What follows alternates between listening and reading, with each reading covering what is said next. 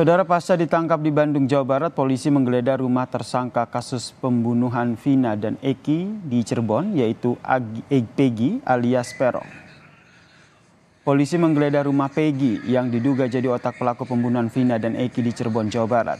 Rumah Peggy, saudara, tidak jauh dari lokasi pembunuhan Vina yang berjarak sekitar 400 meter. Ketua RT setempat yang ikut mendampingi penggeledahan menyebut polisi menyita sejumlah dokumen seperti ijazah dan juga rapor.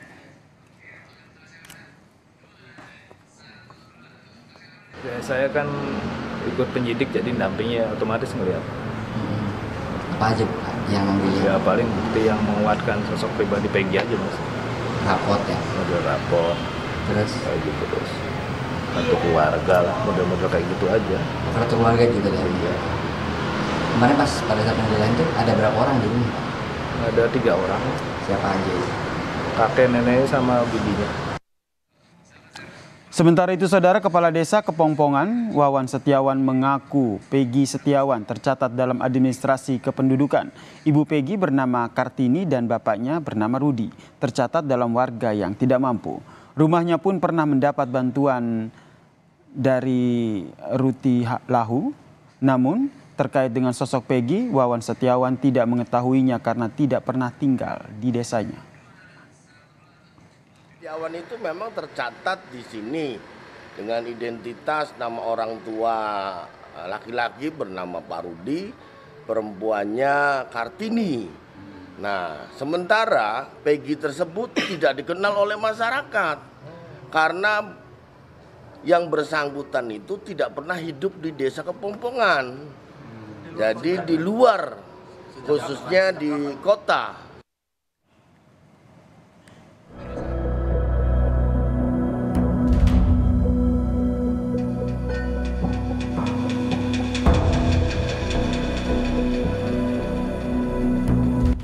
Sehari setelah ditangkap, Polda Jawa Barat menyebut Peggy alias Peron diduga sebagai otak dari aksi pembunuhan Vina dan Eki di Cirebon 8 tahun silam.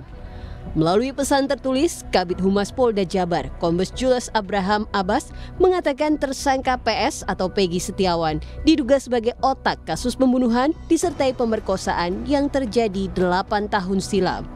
Setelah menangkap Peggy, polisi kini fokus mengejar 2 DPO lain, yaitu Dani dan Andi. Pengejaran 2 DPO ini berdasarkan pemeriksaan keterangan Peggy, pemeriksaan saksi, termasuk pelaku lainnya. Tentu ada keterangan saksi, ada keterangan tersangka yang akan kita lakukan pendalaman saat ini juga. Kemudian ada keterangan ahli, ada surat, ada petunjuk. Inilah upaya yang harus kami penuhi dalam proses penyidikan, sehingga kita telah melakukan langkah-langkah, termasuk sejak kemarin juga kita melakukan pemeriksaan ya terhadap terpidana yang saat ini berada di lapas. Sudah kita lakukan pemeriksaan. Soal 2 DPO yang masih dicari, kuasa hukum keluarga Vina angkat bicara. Pihaknya merasa kesulitan untuk ikut mencari keberadaan 2 DPO ini karena polisi yang tidak merilis foto keduanya di publik. Itu memang jadi pertanyaan besar karena harusnya kan kepolisian ketika dia mengeluarkan DPO dia sudah tahu bentuk wajahnya bagaimana, ya kan, sketsa wajah. Tapi kan ini memang tidak dikeluarkan wajahnya Peggy yang mana, Dani yang mana, terus apa Andi itu yang Andi yang mana gitu. Jadi memang kami nggak tahu bagaimana wajahnya gitu Mbak. Ya kami menyerahkan semualah kepada kepolisian lah untuk mengungkap fakta pelaku. Kami serahkan semualah kepada kepolisian. Sebelumnya, tim gabungan Bareskrim Polri dan Polda Jabar menangkap Peggy Setiawan alias Peron di Jalan Kopo, Bandung saat pulang bekerja sebagai kuli bangunan. Petugas sempat kesulitan melacak keberadaan Peggy karena kerap berpindah tempat dan berganti nama menjadi Robi. Tim Liputan, Kompas TV. Saudara, salah satu DPO sudah ditangkap polisi, yaitu Peggy. Polisi pun menyatakan bahwa Peggy ini diduga sebagai otak pembunuhan Vina dan juga Eki. Dan saat ini, saudara, sudah bergabung bersama kami di Kompas Malam Ibunda Peggy, yaitu Ibu Kartini, dan kuasa hukum Peggy, Ibu Sugiyanti Iriani. Selamat malam Bu Kartini, selamat malam Bu Sugiyanti. Sehat ya Bu. Selamat malam. Oke, Bu Kartini jelas ya mendengar suara saya, Bu Kartini?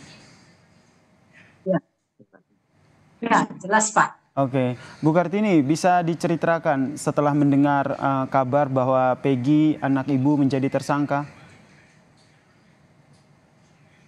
Nah, dari awal ya Pak. Silakan Bu diceritakan. Dari awal waktu kejadian Vina dan Eki itu 2 hari apa 3 hari rumah saya digerebek sama polisi Pak.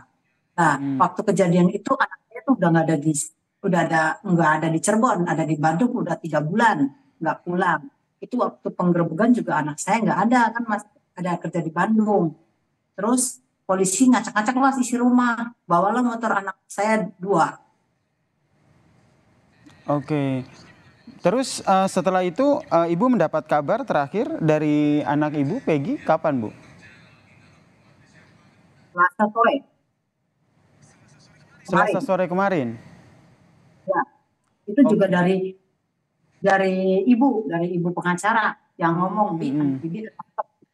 Berarti Ibu pertama kali mendengar informasi bahwa anak Ibu Peggy ini akhirnya sudah ditangkap oleh polisi itu dari keluarga atau dari media atau dari langsung disampaikan oleh polisi? Dari ibu pengacara, pengacaranya dari bapaknya Peggy. Oke, sebelum akhirnya ditangkap pernah berkomunikasi dengan Peggy? Nggak pernah. Jadi saat kejadian itu Peggy berada di Bandung, Ibu tahu selama ini kejadian pada saat penangkapan baru-baru ini ya Bu ya? Ya. Oke. Kita ke tahun 2016 Bu. Pada saat itu kejadian, Ibu tahu keberadaan Peggy di mana? Di Bandung. Oke. Berarti saat kejadian 2016 lalu sampai saat ini menurut Ibu keberadaan Peggy ini ada di Bandung, tidak berada di Cirebon. Begitu ya, Bu?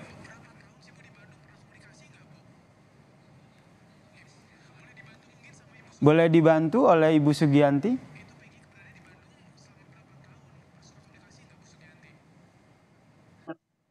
Bu Sugianti? Tahun 2016 itu kejadian di bulan Agustus tanggal 27 terhadap Eki dan Vina. Kemudian 2 hari kemudian saya dapat kabar dari ibunya Peggy bahwa rumahnya digeledah oleh pihak kepolisian. Saya tanya, kenapa sampai rumahnya digeledah? Tanya enggak ada surat penggeledahannya. Enggak Bu, katanya. Enggak tahu saya juga, katanya Peggy anak saya itu adalah otak dari pembunuhan Vina dan Eki karena namanya sama, pembunuh itu namanya Egi, kalau anak saya kan Peggy. Katanya bilang seperti itu. Ya saya tanya, sekarang Peggy anaknya Bibi ada di mana? Saya tanya, ada di Bandung Bu, lagi bekerja. Sejak tanggal 13 Juli 2016 tuh Peggy udah berangkat ke Bandung. Dia bilang, dan itu pekerjaannya Desember 2016. Ya berarti kan yang membunuh bukan anaknya Bibi, orang tua ada, kenapa harus takut? Saya bilang gitu. Terus penggeledahannya ditanya, ada nggak surat penggeledahan? Ya nggak ada Bu, seperti itu. Nah kenapa kalau memang polisi saat itu atau pihak kepolisian saat itu yakin bahwa Peggy Kartini ini adalah sebagai otak dari pembunuhan, kenapa prosesnya tidak dilanjut di tahun 2016 itu? Karena Ibu Kartini sendiri kan sudah mengatakan bahwa Peggy itu sedang berada di Bandung, sedang bekerja sebagai buruh bangunan. Tapi setelah penggeledahan itu dan setelah mengambil 2 motor milik Ibu Kartini dan adiknya, proses itu tidak dilanjut sampai menggantung ke 8 tahun kan gitu. Tidak tiba-tiba di saat tahun 2024 ini setelah ada film Vina kembali viral, tetapkanlah DPO, tapi DPO itu tidak ada nama Peggy, cuma namanya Egi kan seperti itu. Saya Berarti pun memberikan, ya Ibu. Berarti memang Ya. informasi yang Ibu dapatkan dari Ibu Peggy, yaitu Ibu Kartini ini memang pada saat kejadian tahun 2016 lalu, Peggy berada di Bandung dan ini juga sudah dikonfirmasi ke Ibu ya, sebagai kuasa hukumnya ya Bu ya. Oke, lalu apa upaya hukum yang diambil oleh Ibu selaku kuasa hukum Peggy setelah Peggy akhirnya ditangkap? Nanti akan kita bahas ya Bu Sugiyarti, dan juga kita berbincang kembali dengan Bu Kartini, Bunda Peggy usai jeda berikut ini ya. Kita akan lanjutkan saudara usai jeda berikut ini, tetaplah bersama kami di Kompas Malam.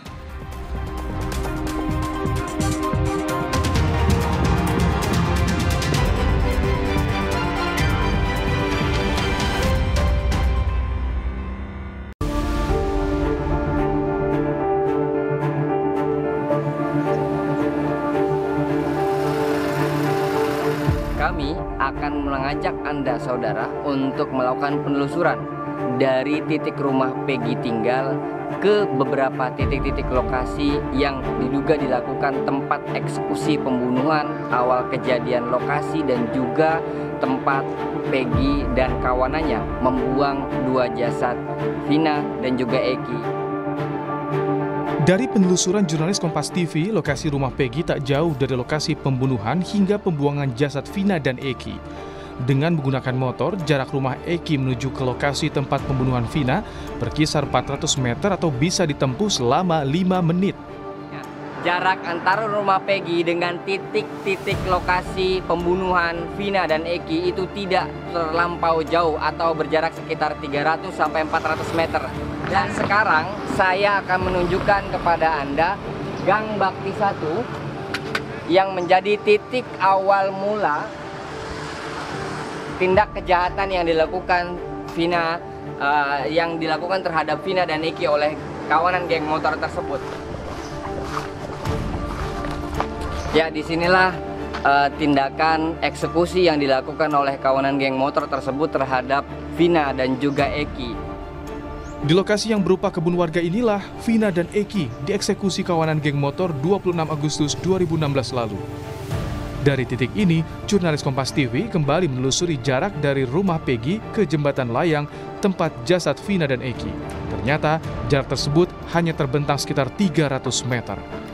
Menurut polisi, usai menganiaya Vina dan kekasihnya Eki, para pelaku membawa kedua korban yang sudah kritis ke jembatan layang Jalan Raya Talun, Kecamatan Talun, Kabupaten Cirebon.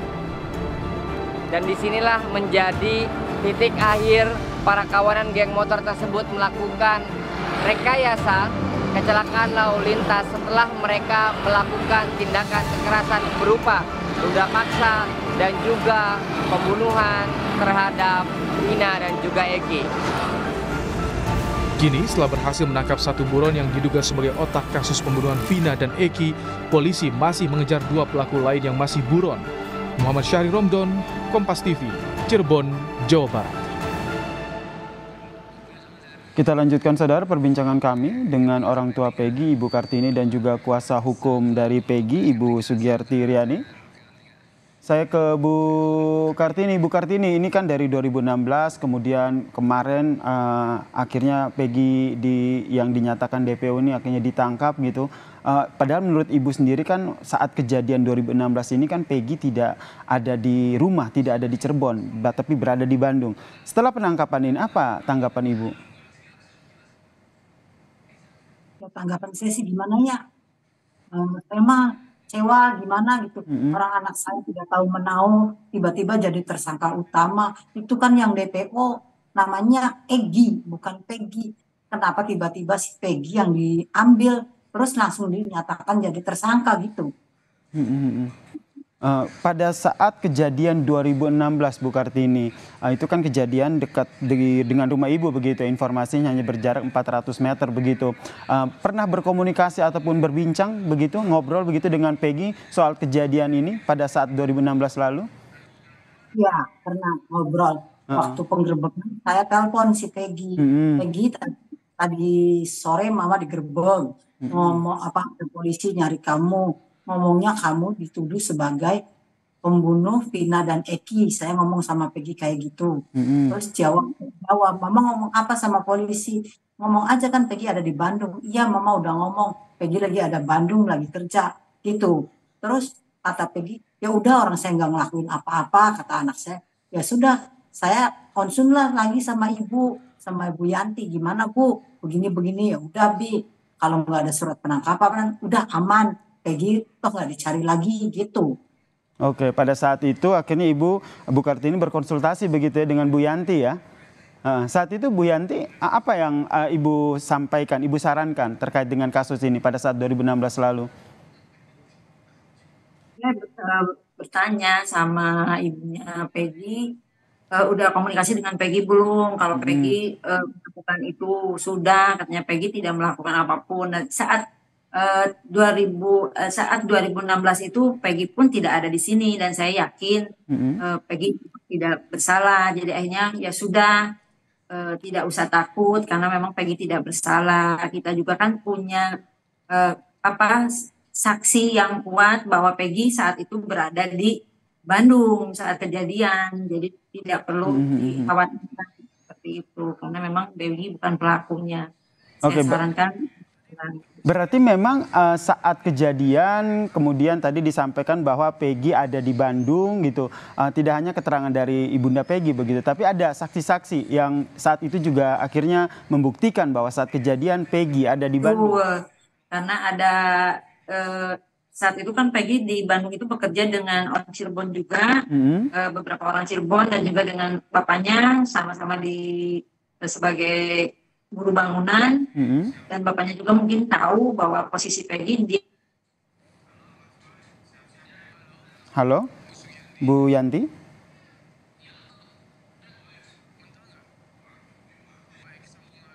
Oke, sambungan audio kami terganggu dengan Bu Yanti selaku kuasa hukum dari Egy dan juga Ibu Kartini, ibunda dari Peggy. Tadi kita berbincang terkait dengan pasca penangkapan dari Peggy yang dinyatakan DPO dan diduga sebagai otak pembunuhan. Namun tadi ada informasi yang disampaikan oleh ibunda Peggy yang mengatakan bahwa saat kejadian pada tahun 2016 lalu, saudara. Saat kejadian pada tahun 2016 lalu, pada saat pembunuhan Vina, ibunda Peggy menyatakan bahwa Peggy tidak berada di rumahnya yang ada di Cirebon, tapi berada di Bandung, Jawa Barat. Karena saat itu Peggy sedang bekerja di Bandung.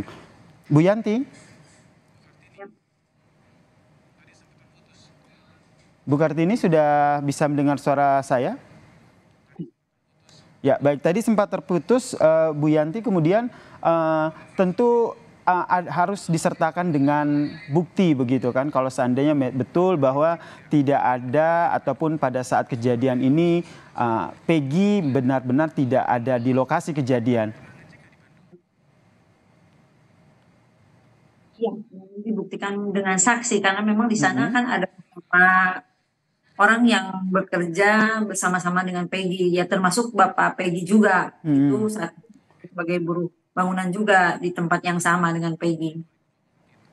Oke, kemudian saat 2016 hingga akhirnya kasus ini mencuat lagi dan akhirnya Peggy dinyatakan DPO dan ditangkap, ini pernah ada pemeriksaan lagi ataupun penggeledahan dari polisi ke rumah Bu Kartini, Ibu? Nggak ada.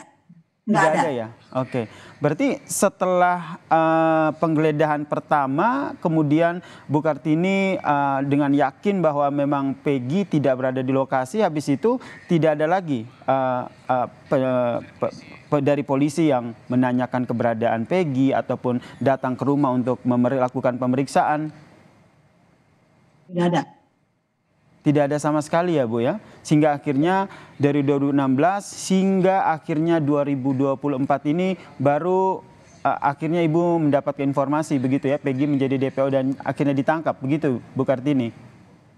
Yang di DO itu bukan Peggy namanya, yang tahu di Egy. Oh Egy, oke baik. Foto yang dirilis, kemudian rumah yang digeledah saat penggeledahan baru-baru ini ya Bu ya, bukan 2016, itu betul rumah Ibu? Ya, itu rumah ibu saya. Rumah Ibu, berarti rumah nenek Peggy, bukan ya. Rumah Peggy? Bukan, saya numpang sama ibu saya.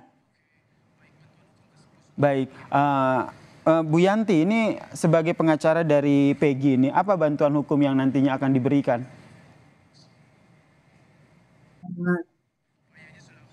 Saat ini kita masih melakukan pendampingan terhadap Peggy dan juga Ibu Kartini. Mungkin kan kemarin kita sudah setelah penangkapan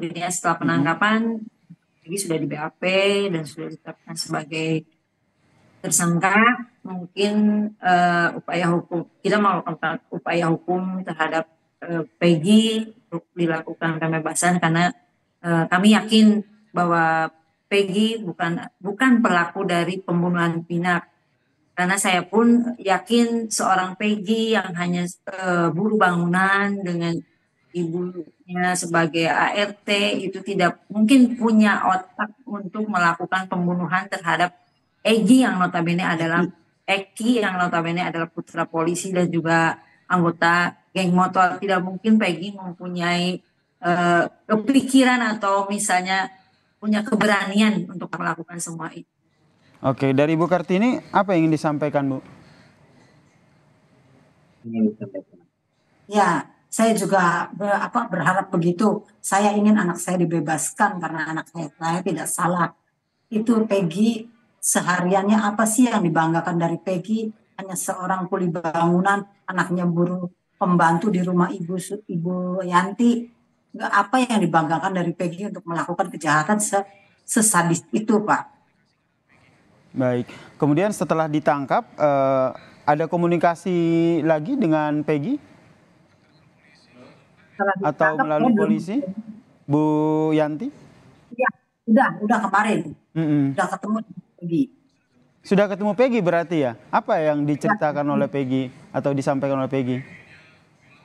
Kata Peggy, kan saya seorang ibu nanya lagi, apakah kamu pernah melakukan kejahatan itu? Kalau iya, jujur ngomong sama mama, pernah melakukan kejahatan itu enggak? Pas Peggy jawab, demi Allah, demi Rasulullah, Mak, saya enggak melakukan kejahatan seperti itu. Saya juga sadar, saya itu anaknya orang miskin, enggak mungkin saya melakukan kejahatan sekeji itu, Ma. Malah Peggy juga cepat berpesan, kalau saya mau pulang tuh saya peluk, saya ciumin, sabar ya Cung, ini mungkin lagi ujian dari Allah. Allah lebih sayang sama kamu, kata segitu. Pas iya Ma, ya udah Ma, saya pesen titip salam sama Bapak. Seandainya mama pula, saya udah tidak ada umur di sini. Saya minta maaf barangkali saya banyak salah sewaktu saya menjadi anak Bapak dan Mama. Mama maafkan saya juga, dia sambil cium tangan saya peluk dia erat-eratnya sampai saya nangis terseduh-seduh.